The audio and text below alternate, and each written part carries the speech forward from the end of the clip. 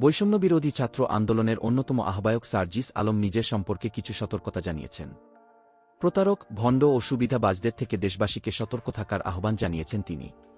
সোমবার 18 নভেম্বর তার verified Facebook পেজে এ বিষয়টি জানিয়ে বলেন, আমার সম্পর্কে কিছু গুরুত্বপূর্ণ সতর্কতা। আমার সাথে কারো ছবি থাকার মানে এই নয় যে সে আমার পরিচিত বা কাছের মানুষ।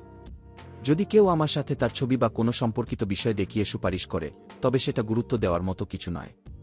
আমি ব্যক্তিগতভাবে সুপারিশ পছন্দ করি না। যোগ্য ব্যক্তিরাই তাদের যোগ্যতার ভিত্তিতে যথাযথ জায়গায় পৌঁছাবে, এটাই আমি বিশ্বাস করি এবং এই ধারণা ঐতিহাসিক আন্দোলনের স্পিরিটের সঙ্গেও সঙ্গতিপূর্ণ। যতটুকু প্রয়োজন আমি নিজে কথা বলি। কোথাও কোনো গুরুত্বপূর্ণ বিষয় নিয়ে আলোচনা করার প্রয়োজন হলে আমি নিজেই তার দায়িত্ব নিই। অন্য কাউকে দিয়ে সুপারিশ বা কথা বলানো আমার ব্যক্তিত্বের সঙ্গে যায় না। কেউ যদি আমার নাম ভাঙিয়ে কিছু বলার চেষ্টা করে, তাহলে সরাসরি আমার সঙ্গে যোগাযোগ করতে বলুন। তবেই আপনি সত্যমিথ্যার পার্থক্য বুঝতে পারবেন।